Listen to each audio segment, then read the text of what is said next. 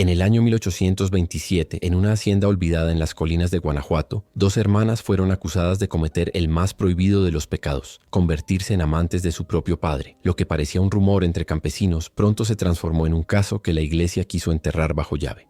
Documentos parroquiales hablan de 3 entierros sin nombre en menos de un mes. Cartas perdidas revelan confesiones imposibles. Y hasta hoy, los pobladores de la zona aseguran que en noches de luna llena se escuchan 2 voces femeninas susurrando al unísono, llamando al mismo hombre. Padre, antes de continuar, suscríbete y activa la campanita para no perderte este viaje oscuro por la historia prohibida de México. Deja en los comentarios desde qué ciudad o país nos ves, porque esta historia va a estremecerte. En 1827, Guanajuato era un estado que aún respiraba el polvo de la Guerra de Independencia.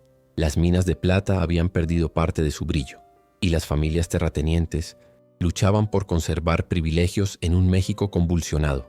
En los campos, la vida seguía marcada por la religión, la obediencia y el silencio. Entre las colinas cercanas a Salamanca se levantaba una hacienda de piedra rojiza que pertenecía a don Julián de Alarcón, un hombre viudo de casi 50 años, respetado por sus tierras, temido por sus peones y vigilado discretamente por la iglesia. Tenía 2 hijas, Clara y Manuela, muchachas de apenas 17 y 19 años, conocidas en el Inoslis, pueblo por su belleza discreta y el aura de distancia que las envolvía. La madre había muerto en el parto de la menor, y desde entonces la figura paterna había ocupado todos los espacios de sus vidas. En un tiempo en el que la mujer apenas tenía voz, ellas eran criadas bajo el mando severo del padre, pero también con un extraño privilegio. No fueron enviadas al convento, como solía ocurrir con las hijas de familias acaudaladas. Don Julián las mantenía en la hacienda, instruyéndolas personalmente en lectura, escritura y música, algo que despertaba comentarios en la parroquia local. Algunos decían que era un padre demasiado orgulloso, otros murmuraban que ocultaba un vínculo inusual. El ambiente de la hacienda era denso, con largos corredores en penumbra y habitaciones donde el eco parecía repetir lo que se susurraba. Clara, la mayor, mostraba una serenidad inquietante, siempre observando con una mirada que parecía ir más allá de las paredes. Manuela, en cambio, tenía un aire vulnerable, risueña cuando podía, pero con una dependencia absoluta hacia su padre. Los criados notaban cómo ambas buscaban la cercanía de don Julián, cómo sus conversaciones en las comidas eran más íntimas que las de cualquier familia común. Una cocinera afirmó años después que vio a las muchachas sentarse demasiado cerca de él, tomándole las manos con una devoción que no era propia de hijas hacia un padre. El rumor comenzó a crecer en las visitas a misa. El sacerdote de la parroquia, al ver cómo las jóvenes recibían la comunión con la cabeza inclinada hacia su padre, empezó a escribir en su registro notas veladas sobre conductas inapropiadas. Nadie se atrevía a confrontar a un hacendado con poder económico, pero el ambiente en Guanajuato ya hervía con tensiones políticas, y cualquier escándalo podía ser usado para desacreditar a una familia. Mientras tanto, en la hacienda las noches se tornaban cada vez más silenciosas. Se decía que las velas permanecían encendidas en las habitaciones de las hijas hasta altas horas, y que la figura de don Julián cruzaba los pasillos a medianoche. Los primeros documentos que insinúan el vínculo prohibido aparecieron en un libro parroquial de Salamanca, donde se menciona que el padre evitaba cualquier propuesta de matrimonio para sus hijas, alegando que ningún hombre era digno de ellas.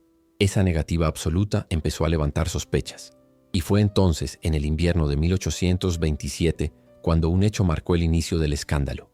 Una criada fue hallada muerta junto al río, con la garganta abierta, después de haber comentado en el mercado que las señoritas de la hacienda dormían en la misma habitación que su padre. El hallazgo de la criada muerta no fue un simple accidente del destino. El pueblo de Salamanca se estremeció porque todos sabían que ella había hablado demasiado. Nadie se atrevió a acusar directamente a don Julián, pero las miradas comenzaron a desviarse cada vez que él pasaba por la plaza con sus hijas. La iglesia, preocupada por los rumores que crecían como sombra entre los feligreses, envió discretamente a Fray Tomás, un franciscano que llevaba años recopilando confesiones incómodas en la región. Su labor era clara: observar, anotar y entregar pruebas a la diócesis de Morelia. El fraile se hospedó en la parroquia local y muy pronto obtuvo su primera pista. Una carta anónima, escrita con caligrafía temblorosa, llegó a la sacristía.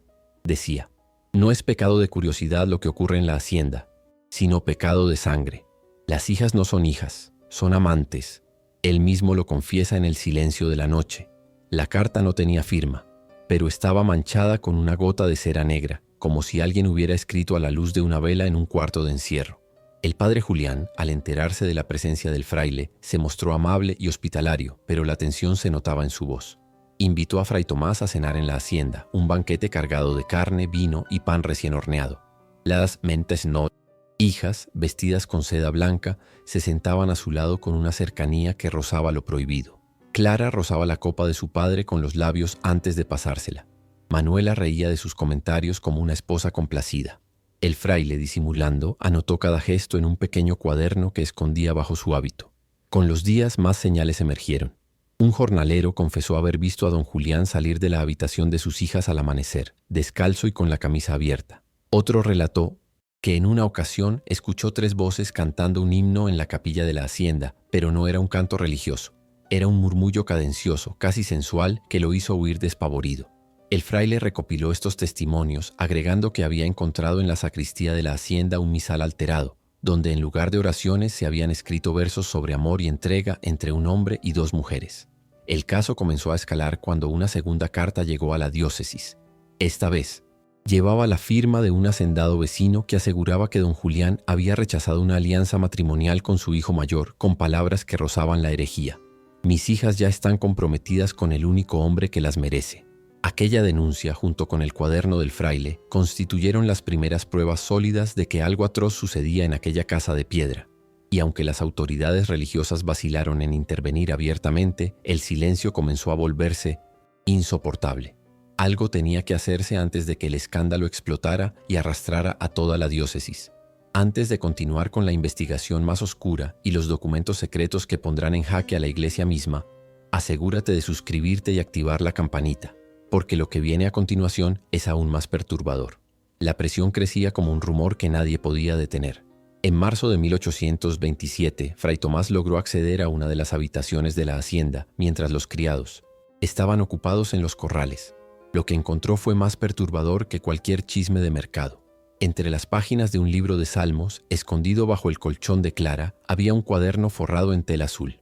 No era un diario común. En sus páginas se mezclaban oraciones con confesiones íntimas. Clara escribía frases como «Él es la carne de nuestra carne», y al amarlo, cumplimos el destino que la madre no alcanzó. En otra anotación, casi legible por la rapidez de la mano, se leía «Manuela llora cuando él se ausenta de nuestra cama. Yo la consuelo recordándole que somos 3 y que en el cielo comprenderán». El fraile copió algunos fragmentos en su libreta, sabiendo que aquello bastaría para condenar a toda la familia. Sin embargo, el hallazgo más escalofriante estaba al final del cuaderno. Un dibujo rudimentario de 3 figuras entrelazadas, un hombre y 2 mujeres desnudos bajo un crucifijo invertido. No había duda de que el incesto había tomado la forma de un rito. Días después, un notario local, enemigo de don Julián por viejas disputas de tierras, entregó al fraile un documento aún más comprometedor. Una carta con la firma del propio hacendado dirigida a un comerciante de Querétaro. En ella se leía: «Mis hijas no se casarán. Son mías por derecho, como la tierra y como la sangre. Ningún cura ni juez podrá desatar lo que Dios mismo permitió». Esa carta, sellada con el escudo de la familia Alarcón, era una confesión abierta. Mientras tanto, en el pueblo, comenzaron a circular historias de apariciones nocturnas. Campesinos aseguraban ver a las 2 hermanas caminar por los campos tomadas de la mano, cantando en susurros y llamando a su padre. Los perros ladraban con furia y los niños eran mantenidos en casa al caer la noche. Nadie quería cruzarse con las muchachas, porque se decía que sus ojos brillaban con una intensidad que no era humana. El fraile reunió todo: los testimonios, la carta, los fragmentos del diario. Sabía que debía enviarlo a la diócesis de inmediato, pero algo en él dudaba.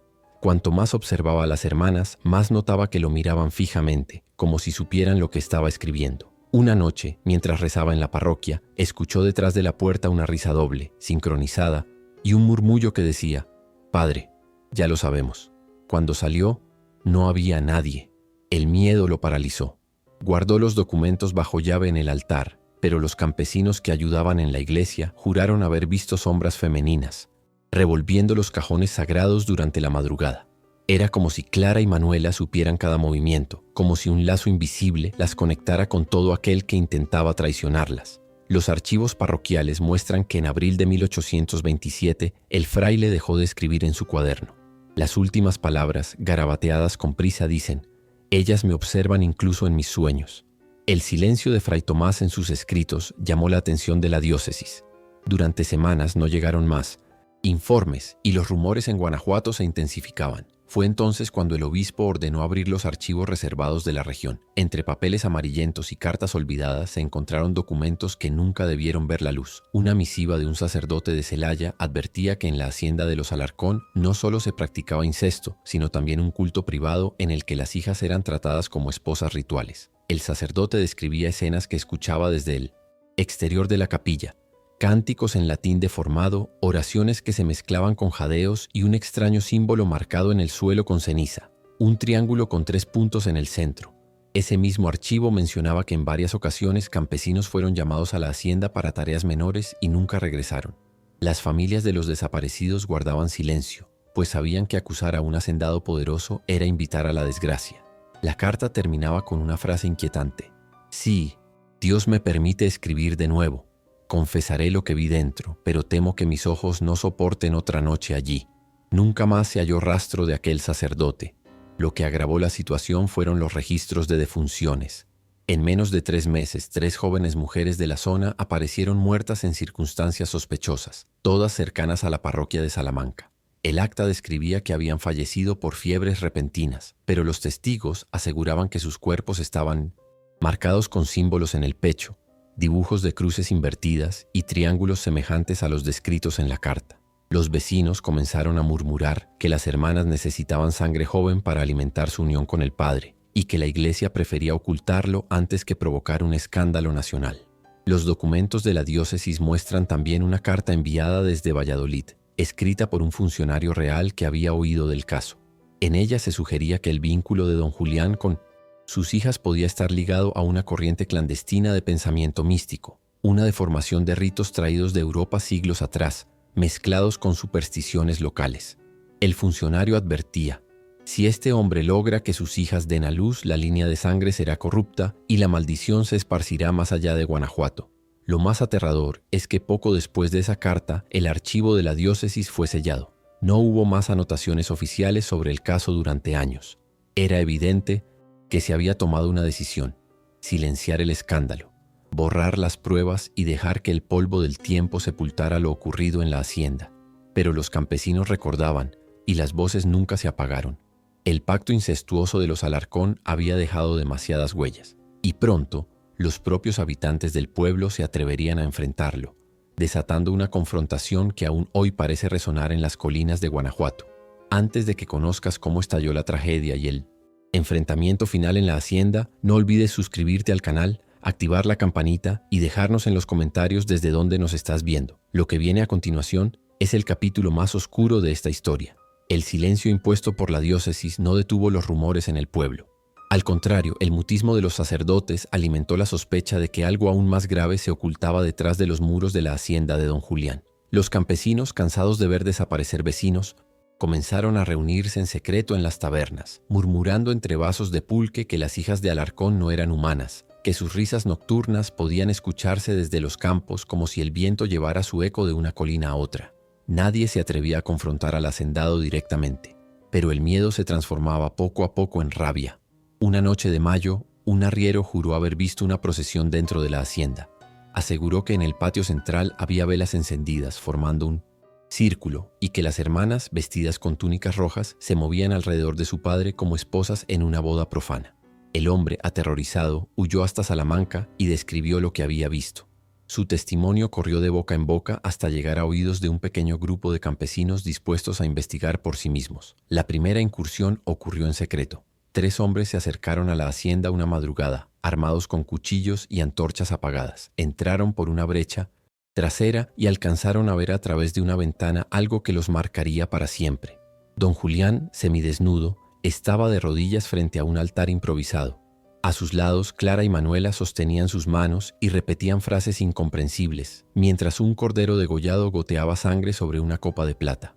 Uno de los campesinos juró que las muchachas bebieron de la copa antes de besar al padre en los labios. Horrorizados, los intrusos huyeron, pero uno de ellos jamás volvió a hablar. Quedó mudo hasta su muerte años después. La noticia se esparció con rapidez. Lo que hasta entonces eran solo rumores se convirtió en certeza para el pueblo. La familia estaba ligada a un rito blasfemo y la iglesia no haría nada para detenerlos. La rabia colectiva creció como un incendio. Los vecinos comenzaron a organizarse en secreto, planeando entrar en la hacienda con armas y fuego para acabar con aquella aberración. Mientras tanto, las hermanas parecían más desafiantes que nunca. Paseaban por el mercado con la cabeza erguida, sin miedo a las miradas acusadoras. Don Julián, por su parte, se mostraba tranquilo, como si supiera que nada ni nadie podía tocarlo. Algunos decían que el poder de su linaje mezclado con la devoción de sus hijas lo había convertido en algo más que un simple hombre. Los archivos parroquiales señalan que en junio de 1827 se suspendieron las misas nocturnas en Salamanca por temor a disturbios. El ambiente era tan tenso que hasta los campanarios permanecieron en silencio algunas noches.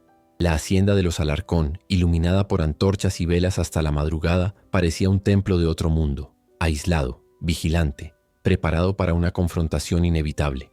El pueblo ya no solo murmuraba, estaba listo para actuar. Y la noche del levantamiento se acercaba, una noche que aún se recuerda como la más sangrienta en la historia no escrita de Guanajuato.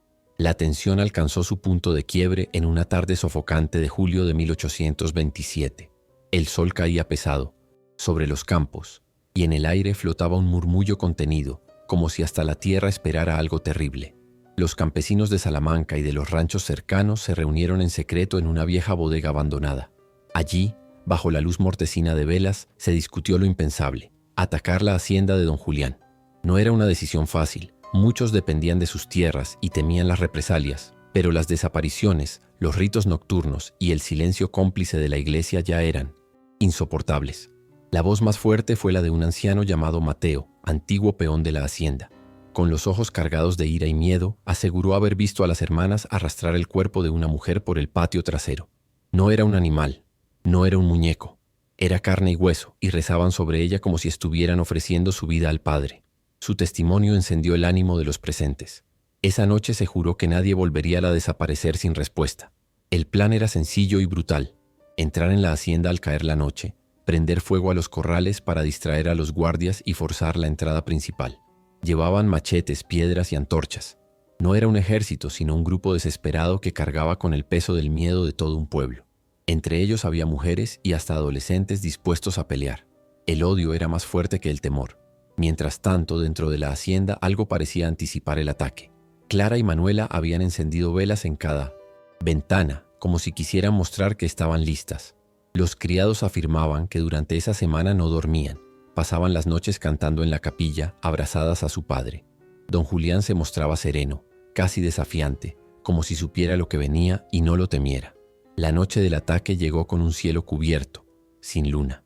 El grupo se acercó por los campos, sus pasos apenas perceptibles entre los grillos. Al llegar a la entrada, un joven lanzó la primera antorcha a los corrales.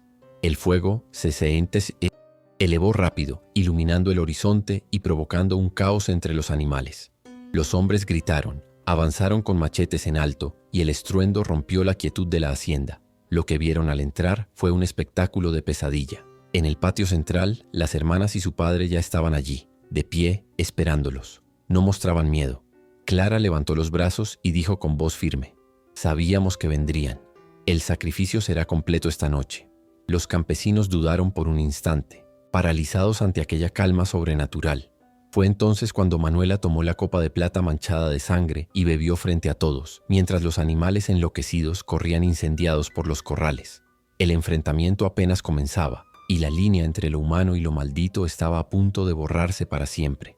Antes de continuar con la confrontación final y el desenlace sangriento en la hacienda, asegúrate de suscribirte, activar la campanita y dejarnos en los comentarios desde Miocene qué ciudad nos estás viendo. Lo que viene a continuación es el clímax de esta historia prohibida. El fuego en los corrales iluminaba las paredes de piedra como un presagio. Los campesinos con machetes y palos se lanzaron al patio central con el valor desesperado de quien ya no teme morir. Frente a ellos, don Julián permanecía erguido, con el torso descubierto y una calma inquietante en los ojos. A su lado, Clara y Manuela parecían más sombras que mujeres, con sus túnicas manchadas de sangre, fresca y el cabello suelto como si formara parte del viento. Los gritos estallaron. Un hombre corrió directo hacia el hacendado levantando su machete, pero antes de que pudiera alcanzarlo, Clara se interpuso mirándolo fijamente. El campesino se detuvo paralizado como si una fuerza invisible lo hubiera detenido. Sus manos temblaron, el machete cayó al suelo y sin una palabra cayó de rodillas ante la joven. El resto de los atacantes se estremeció. Parecía hipnotizado. Don Julián lo tomó por el cuello y lo arrojó al suelo como si fuera un muñeco. El hombre no volvió a levantarse. El pánico se mezcló con la furia. Otro grupo se abalanzó sobre Manuela, que retrocedió hacia la capilla improvisada del patio. Los campesinos irrumpieron detrás de ella y lo que encontraron los hizo vacilar. Sobre el altar, un cuerpo femenino cubierto con un velo blanco. El olor a sangre llenaba la estancia. Uno de los atacantes arrancó el velo y reveló el cadáver de la criada desaparecida, con símbolos grabados en su piel. El horror desató la rabia. Los hombres gritaron y comenzaron a destrozar bancos y candelabros, mientras Manuela los miraba con una sonrisa perturbadora, como si aquella profanación formara parte del plan. En el patio, el combate se intensificaba. Don Julián blandía una espada corta que había guardado desde los tiempos de la Guerra de Independencia. Movía el arma con precisión, derribando a cualquiera que se le acercara. Los campesinos no eran soldados, y sus ataques se volvían torpes bajo la presión del miedo. Clara, en tanto, se movía entre ellos con movimientos ágiles, tocando hacia algunos con la punta de sus dedos y provocando convulsiones repentinas, como si una corriente maldita recorriera sus cuerpos. El caos alcanzó su punto máximo cuando las campanas de la iglesia del pueblo comenzaron a sonar a lo lejos. Nadie las había tocado. Los campesinos se miraron unos a otros, aterrorizados, creyendo que era una señal divina o satánica. Algunos huyeron, dejando atrás a sus compañeros. El fuego de los corrales ya se extendía hacia la casa y las sombras danzaban en las paredes como figuras monstruosas. En medio de la confusión, un joven campesino logró herir a don Julián en el brazo con un machete oxidado. La sangre brotó oscura, pero en lugar de gritar, el hacendado sonrió y levantó la copa de plata manchada de rojo. «Ahora es perfecto», murmuró. Clara y Manuela se acercaron a beber de la copa, mientras los campesinos que quedaban retrocedían, horrorizados. Esa noche el enfrentamiento no terminó con vencedores claros, terminó con una revelación. El pacto de la familia Alarcón estaba más allá de lo humano, y detenerlo requeriría algo más que fuego y machetes. El humo de la hacienda ardía durante días, visible desde los pueblos vecinos. Pero entre las brasas, los campesinos que regresaron al amanecer encontraron algo que los persiguió hasta la tumba. No había cadáveres de las hermanas ni del padre. Los cuerpos de los campesinos muertos sí estaban allí, mutilados y ennegrecidos, pero de la familia Alarcón no había señal alguna. El altar en el centro del patio seguía en pie, rodeado de cenizas. Sobre la piedra aún brillaba el símbolo del triángulo con 3 puntos en su interior, marcado en sangre seca. Los hombres juraron que cuando se acercaron, escucharon el murmullo de 2 voces rezando, como si viniera de las entrañas de la tierra. Ninguno quiso quedarse más tiempo.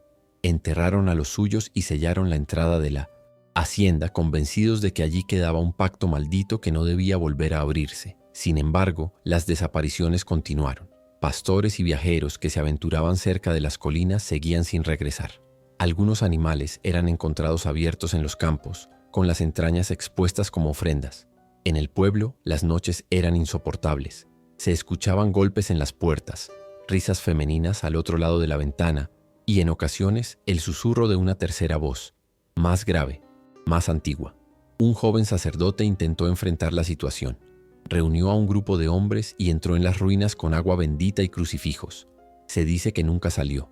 Días después, una mujer que recogía leña en la zona aseguró ver a 2 figuras femeninas cubiertas con velos blancos caminando entre las piedras humeantes. Llevaban en brazos lo que parecía un niño envuelto en telas negras. Cuando la mujer gritó, las figuras se desvanecieron como humo. Los archivos de la diócesis registraron solo una breve nota. La línea ha continuado. No debemos hablar. El pueblo entendió que la maldición no había terminado, sino que apenas había cambiado de forma. Y las colinas de Guanajuato quedaron marcadas como territorio prohibido. Antes de seguir con la última revelación sobre el destino de las hermanas y el pacto eterno que sellaron con su padre, no olvides suscribirte, activar la campanita y compartir este video. Lo que viene ahora es el secreto que jamás debió salir de los archivos de la iglesia. Pasaron meses después del incendio y la historia de las hermanas parecía desvanecerse en susurros, como si el fuego hubiera borrado toda prueba. Sin embargo, en noviembre de 1827, un comerciante de León escribió en su diario un encuentro que nadie pudo explicar. Al regresar de Guanajuato por la vieja vereda hacia Salamanca, se cruzó con una carreta cubierta por un manto oscuro. En ella viajaban 2 mujeres pálidas, con los ojos hundidos y las manos entrelazadas. El comerciante juró que, al mirarlas, ambas sonrieron al unísono y preguntaron: ¿Nos has visto antes? Detrás de la carreta caminaba un hombre encapuchado que aún en la penumbra tenía el porte de don Julián. El comerciante no volvió a dormir tranquilo y murió un año después, asegurando en sus últimos días que las hermanas lo visitaban en sueños, siempre acompañadas de su padre. En los archivos de la diócesis apareció otra pista inquietante. Una carta fechada en diciembre de 1827 hablaba de un convento aislado en Las Preux, afueras de Querétaro, que recibió a 2 novicias misteriosas. Nadie sabía de dónde venían, pero su llegada coincidía con la desaparición definitiva de Clara y Manuela.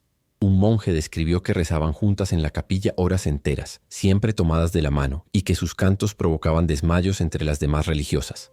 El obispo ordenó cerrar el convento al público meses después sin dar explicación alguna. El rumor de que las hermanas habían sobrevivido bajo protección eclesiástica encendió la ira de los campesinos de Guanajuato. Para ellos no había duda, la iglesia había preferido esconderlas antes que enfrentarse a la verdad. Algunos decían que el pacto de sangre con su padre no era solo incesto, sino un rito antiguo que aseguraba la inmortalidad de la línea familiar.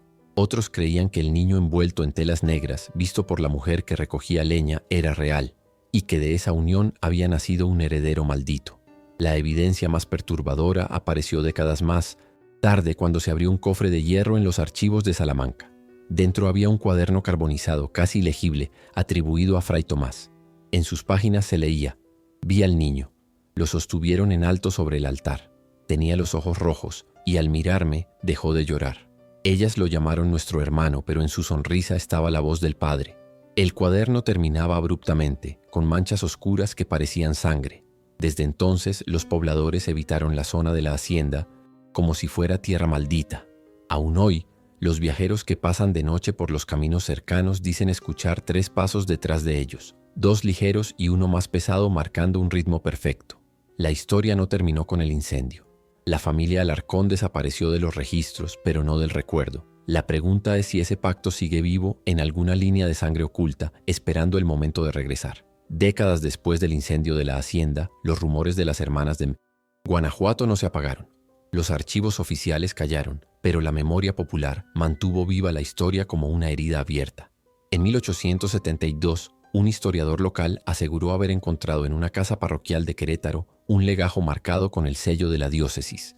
En él se describía la llegada de 2 mujeres misteriosas al convento de Santa Clara. El documento indicaba que habían sido admitidas por orden superior y que se mantenían aisladas del resto de la comunidad. No se las llamaba por su nombre, pero se las identificaba como las esposas del mismo padre. Esa nota fue rápidamente retirada del archivo, pero el historiador copió algunos fragmentos antes de que desapareciera para siempre. Lo más perturbador es que en 1903, un descendiente de campesinos de Salamanca relató en un diario que su abuelo había presenciado la aparición de 3 figuras en las ruinas de la hacienda: un hombre alto de cabello canoso y 2 mujeres jóvenes, idénticas a las descritas en los viejos relatos. Aseguraba que caminaban entre las piedras como si nada hubiera cambiado, como si el tiempo no tuviera dominio sobre ellos. El abuelo murió convencido de que ese era el precio de un pacto imposible de romper. Hoy, las ruinas de la hacienda aún existen, ocultas entre matorrales y colinas olvidadas.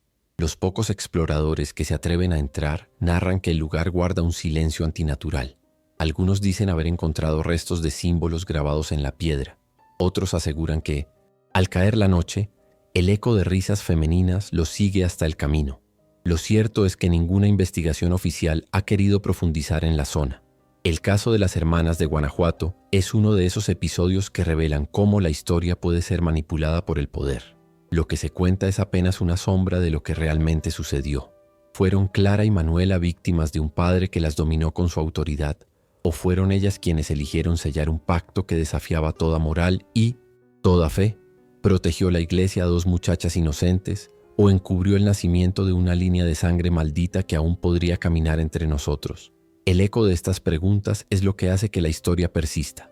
No se trata solo de un escándalo del pasado, sino de una advertencia sobre cómo el silencio puede ser más aterrador que la verdad. Porque si las hermanas sobrevivieron, ¿dónde están sus descendientes? ¿Y si el pacto aún corre por las venas de alguien vivo en México?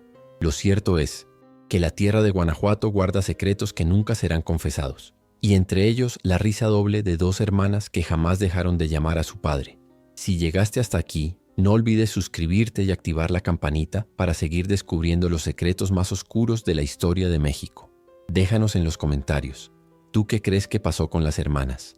¿Fueron enterradas en silencio o su maldición sigue viva hasta hoy? Y no olvides compartir este video para que más personas conozcan la historia prohibida que la iglesia intentó borrar.